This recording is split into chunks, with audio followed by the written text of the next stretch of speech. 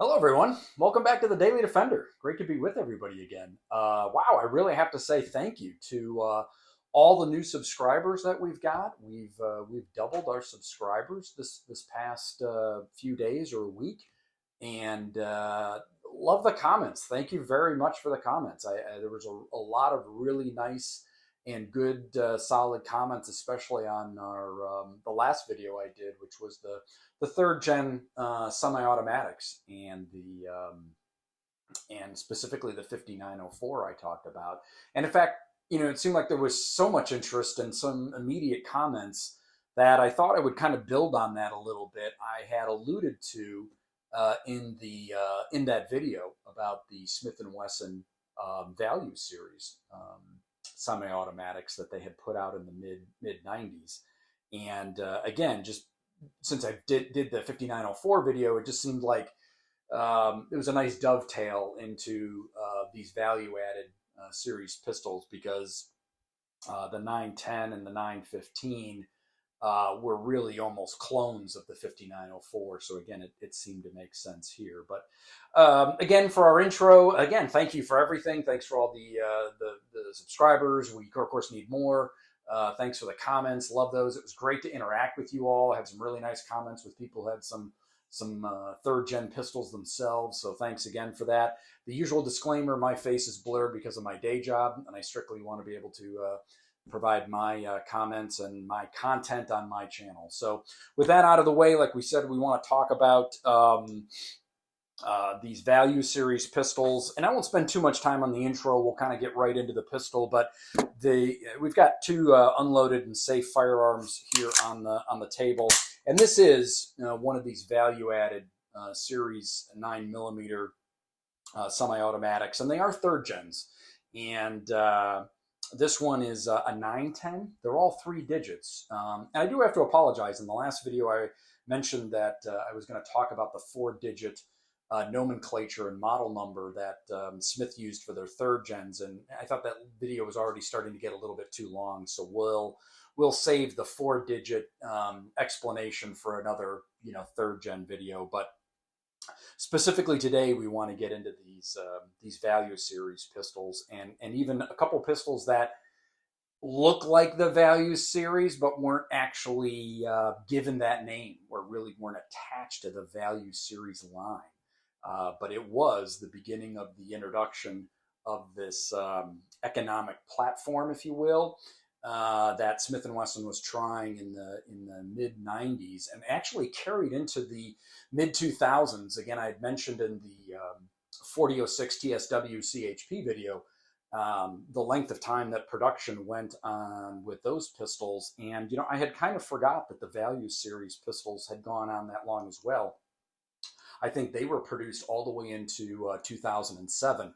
Again, Smith and Wesson seeming to try to hold on to this all steel, double action, single action firearm platform, even as the striker fire and Glock was coming on as strong as they were. So, but this is another interesting little piece of history, I guess. But just a marketing commercial aspect of Smith and Wesson and what they attempted and tried to do with their third gen pistols again, and they're really nice to talk about. So again, without delaying the intro, we'll get right into this Smith and Wesson 910, and we'll actually compare it to the 5904, so you can see the actual differences because there's physical differences or visual differences, and also a little bit on the mechanical side with these value series to the 5904s, because that's the closest comparison that I can give you. So we'll get into that right now. Right, so as I just introduced, we want to be talking a little bit about the Smith & Wesson value line or value series of third generation semi-automatic pistols that Smith & Wesson started to produce in the early 90s. And they actually started this in 92, and they weren't using the term value series. There's also another term I've heard called American Pride, but I'm not sure I've actually seen that in print anywhere. So I'm not sure if that's an accurate description of these, but the value series certainly is a description that's been used And the concept, as I kind of alluded to in the intro video, was Smith & Wesson could again see what was occurring with the polymer pistols and the fact that they needed to have a different cost structure, commercial aspect to their all-metal guns. And they were cognizant of the fact that they were going to have to do something with that. And metal guns are very expensive to produce, so there's only so much they could really do. But they start this concept actually in 1992, and they bring out two models. And if we actually grab our trusty 1993 Smith & Wesson catalog, we can see these two models that they bring to the table. They bring a 915 and they bring a 411. The 915 being a 9mm pistol and the 411 being a 40 Smith & Wesson pistol. And so they introduced this in 92. And obviously the concept is to take what they currently have with their full series pistols and see what they can do to strip out some cost. But they were very, very cognizant of not wanting to affect the reliability and the quality of the pistol, and you really have to give them credit for that. They understood what they were up against and really just trimmed where they could and adjusted where they could, but still brought a really, really excellent pistol to market, and we'll talk a little bit about that. But they start with this 915 and this 411. These aren't really value series pistols. They weren't using that term at this time, but they were these economic, more budget-minded firearms, and so they've kind of tested the water with that. That goes well enough that they decide to bring 5 more models into that platform, and actually then give it a name, which is the Value Series. And they bring 3 in 9mm. They bring the 910, the 908, and the 909.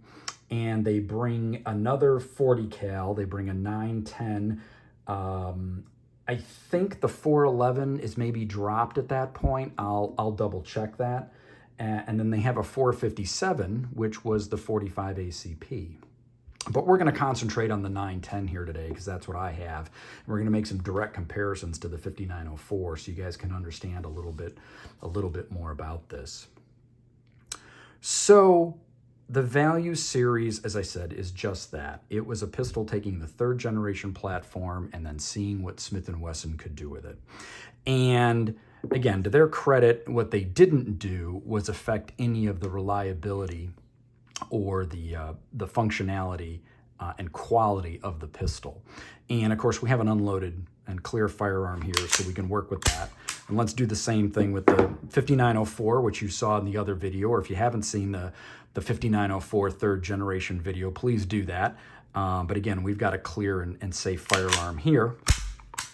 And getting to our 910, it's still a 9mm pistol. And the other thing I have to admit, when I walked into the shop and saw this pistol, and this was a number of years ago, I actually was confused with the 3-digit number, the model number that is, because as I discussed in the other video, the 3rd generation pistols use a 4-digit number, and we'll get into that in another video. As I mentioned in the intro, my last video just got a little bit too long, and I didn't want to get into another discussion on another point with these 4-digit numbers. But and I don't know the reason for this, but Smith & Wesson decided to use these 3-digit numbers, and it was actually a little confusing to me when I first walked into the shop because I honestly didn't know much about these. I really thought I was looking at a 2nd generation pistol that was either some kind of hybrid, or I was aware of the fact that, you know, in between switchovers or from 1st gen to 2nd gen or 2nd gen to 3rd or slight model variations, they would continue to use old parts.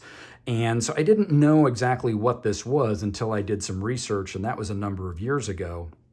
And I determined and understood then this budget pistol or this value-added series that they brought out. But at the end of the day, it's a 3rd generation pistol really built off the 5904. In this case, the 910 and the 5904 are brother-sister. And all the internals really, for the most part, as I understand it, and I'll mention where the variances are really a 5904. And so again, you've got this very, very proven platform, very stout platform, but then they decide to make these changes. And so let's get into that, right? And we'll do our walk around like we always do. So the very first thing that you may notice as I'm kind of just turning the pistol for you is the slide, right? If we look at the slide, which is still a carbon slide, and by the way, they're still using the alloy frame, so nothing's changed there from the 5904. But if you look at this slide, you can see it's very blocky, right? And so what did they do? They removed or trimmed their machining aspects from the slide to speed that process up, reduce cost, and come out with this more block slide. So that's the very first thing you notice, because if you look at the 5904 just has this very nice, almost elegant machining work to the slide and the way it looks. It doesn't have this kind of just simple, heavy, blocky feel that the 910 has. Now the 910 still has the rear serrations on both sides, but again, you may have already picked up that we now only have one safety decocker. So they've removed the ambi safety decocker, so you've removed costs there as well. And the finish on these also, in my opinion, and from what I've been able to pick up, wasn't quite up to par of the full feature pistol. So that's another thing that if you see these in shops, I think you're going to, for the most part, unless you kind of stumble into this, and I really did. I just walked into a shop one day, saw this in the case, like I mentioned, and kind of struggled to understand what I was looking at. But the price was about half of what the full feature one would normally be, or at least let's call it $200 less. So I'm looking at this almost, pristine, brand new 3rd generation 9mm in blue, and for that price, I was just like, we just have to get this and kind of figure out what we have. So that's another little aspect that I didn't really understand what I was buying, I have to admit, but quickly figured it out, and glad I bought it, and we'll talk a little bit more about that. But back to the feature variances or feature difference. So they removed that ambi safety, and so we now only have one safety decocker. The rest of the pistol still functions as normal. It's still a magazine disconnect style firearm, etc. Now you may have also noticed, as I kind of had this up here, we moved to, and you can't really pick this up probably unless I tell you, to a plastic sight. We still have this Novak style or slant style. I don't know if they're truly Novak, because I don't know if he actually made something in plastic or was in agreement with that. But this is a polymer plastic sight. It's still a white 3-dot, very effective. Interestingly enough, and maybe you pick that up in the image, when they first came out with these, they went with the old fixed sight, almost from the 2nd gen guns, which actually my 5904 has, because if you remember from the video, the 5904, this was a 1988 version, I think it was. Now I got to double check my data, but it has this older style fixed rear sight, and that's exactly what they used on these first two firearms, the 411 and the 915. But when they moved to the value series, the true value series, they actually kind of go to this Novak sight, but in plastic. Now, my understanding is you could probably get a metal sight on here if you were so inclined that you wanted to change that out, but here again, I don't have any issue with them. I'm not carrying this firearm. I don't know what kind of capability they had from standing up to constant wear.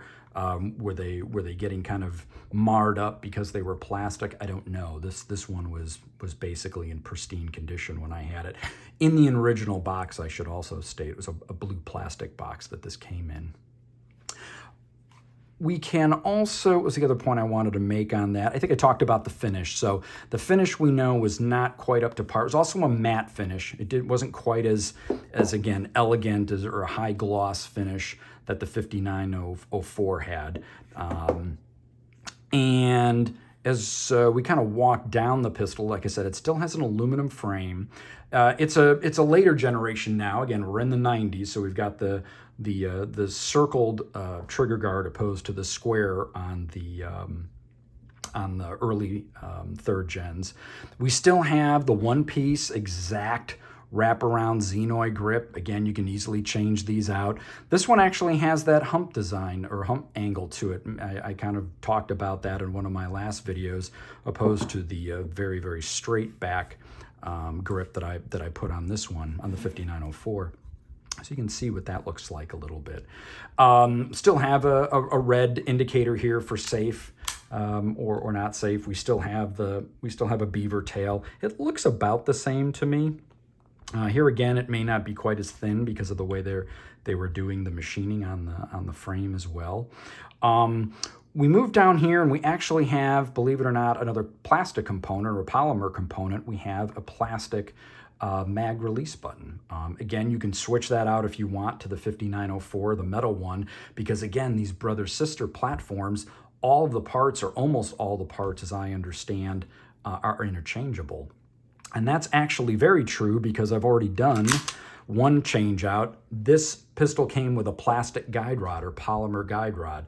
Not a big deal, right? We probably all have firearms that have polymer guide rods or have at one point. But the fact that I could actually change that out and put the 5904 metal guide rod in there, and obviously it functions perfectly, I went ahead and did that just, well, because it's an all-metal gun and I'd prefer to have a metal guide rod, but that's just my personal preference. The frame still has the undercut, which is really nice. So they didn't kind of trim that or skimp there. They did go ahead and remove the front checkering or serrations on the front of the grip, but we just said that they've continued with the one-piece wraparound. The other interesting thing that I found, and let me just pull the slide back on the 5904, is the thickness on the frame. And I don't know if I can get that to a point that you guys can see it, maybe right there. The rails, or the rails on the frame are very thick. And what I don't know, I haven't been able to determine that. It would be great if somebody could comment and answer this for us. I was wondering if they just went ahead and used the same frame type, if you will, or width, and this very, very blocky slide. I wonder if they'd use this on the 40 caliber as well. Again, to save money, to simplify the manufacturing and machining process, etc. If they knew they were going to have to maybe beef something up for the 40, maybe they just decided to use it for the 9 as well. Again, I don't know the answer to that. The barrels seem exactly the same. I didn't field strip these before I started the video, but I seem to recall that the barrels are very similar or the same. They're still stainless steel, 9mm 4-inch. The one thing I did notice today, just looking at the pistols before the video, is it looks like the hammer is a little different, a little thicker, a little fatter. Again, I don't know if that really comes into play visually here. I don't think so, because you just can't get them close enough. But to me, visually live, looking at the two pistols, this hammer, basically from here to here, looks wider to me than the hammer on the 5904, unless it's just an optical illusion. And so those are your major differences. You still have basically the same magwell. I didn't see much of a difference in the magwell between the two pistols. So again, you have this very, very brother-sister comparison or lineage between the two, between what we'll just kind of call the full feature 5904 and this value added series. Now, the 910, the other point that needs to be made is when they brought out the 915, it was a 15 round capacity 9mm. By the time this came out, the assault weapons ban was on. So it was actually a 10 round or more limited capacity magazine. I couldn't actually find my 10 round, but of course I've got a 15 round 9mm magazine that goes with my 5904, and it fits just fine. It functions fine. It locks in well. It ejects well, etc. So those are, kind of in summary, that's the That's the reasoning behind it, the variances between the two, some component variances, some manufacturing variances between the two. What do I think of this pistol, and have I shot it side by side? The answer is yes, I have shot them side by side. It is remarkable how close this is to this. In fact, I don't perceive any difference at all, quite frankly. Again, all of the guts, as my understanding, are the same as the full-featured. You're really getting a lot of visual appearances and a few features that have been, reduced in cost to, again, get to a certain commercial price point. There is absolutely nothing wrong with this pistol. If I remember right, and I did not shoot them today, but if I remember right, this one even seemed to have tighter groups than this one. Now, again, given age, this one looked new in the box. It could be a little tighter than my 5904. Maybe the barrel is almost brand new, but just no shootable difference, no difference in accuracy, reliability, none of that. So I think the end of the story is, if you're looking to get into a third gen pistol and you like maybe this 5904 style or family, the all blue gun, which I do. I just have an affinity for blue. I like my stainless steel guns as well. We'll talk about that in some upcoming third gen videos, because I've got a bunch of the stainless ones as well. They do seem, and I can't, I don't know how to, put my finger on it, but the stainless steel guns do seem to be just a little bit tighter, a little bit more robust, almost like that 4006 TSW CHP video I did, where it just feels like this thing is built like a tank. I don't know if that's because of the stainless steel material, if in the manufacturing process, in the fitting process, stainless steel to stainless steel, they had to do some things, and maybe the added benefit was this very, very tight, rock solid pistol. I don't know. Again, we've got a carbon steel slide here with an aluminum frame, so you've got two different metals kind of coming together there to do this work. But the pistol really is top notch. I had some difficulty. I'd seen these, and again, I think the one negative, if there is any negative, unless visually you don't care for the block design. If you're like, then this is just a little too basic for me, or maybe you really need the ambi decocker. But beyond that, the finish, I think, was the negative on these. I don't think it held up that well. The blued guns, the standard features, which I think I alluded to in one of the other videos, I don't think the bluing was amazing on even the full featured guns. I see a lot of guns in shops that seem to have more wear and high spots than I think they should have. But again, that's difficult comparing to the finishes and technologies that we have today and how durable all of those are. But it gets pretty subjective. And of course, even Glocks in and out of holsters, and SIG 229s and 226s, etc., they're still going to have that high point wear. So it's a little hard to maybe judge the finishing or the finishes, this bluing that Smith was using back in the 90s that harshly. But definitely, I've seen some comments, and I've seen some pistols in shops that I personally believe that the finish on the Value series may not have been up to of even the standard feature or full featured guns at that time. So it was really the point and points that I wanted to make today, since we had done the video the other day on the 5904 and all of its glory, and I just love that pistol. I own this one. I've at times maybe thought of trading it just because I own a 5904, and if you've kind of got the full featured firearm, is there any real reason to have the value added series? But I got it at such a great price, and it shoots so well that this is just kind of no reason to get rid of it. It's a great backup, a spare.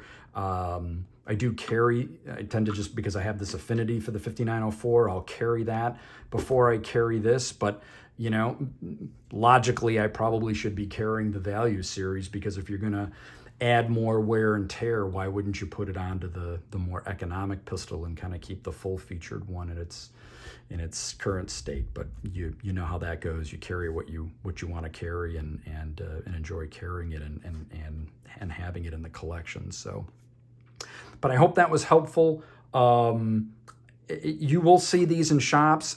I tend to see them sometimes a little bit more than the full features. Maybe it's just the shops that I go into, but I think they built an awful lot of these. I don't know if they made them into a lot of security firms, if they started to make them, or, you know, get into police departments. I haven't really read any of that. I would assume that police departments were probably sticking with the full feature. I think this was driven primarily to the consumer market. Again, this value-added series that Smith was trying to put out to try to stay off this polymer pistol platform, but which of course they could not. So again, I hope you folks liked the content. I hope the information was useful. If you're not familiar with the 3-digit value series, or if you see one in a shop, or again, kind of where I was, you know, geez, should we go with this or go with that? Hopefully that's a little bit more information in your database as we talk through the different 3rd generation Smiths. So thank you again for viewing. Thanks for all the support, and we'll see you next time on the Daily Defender.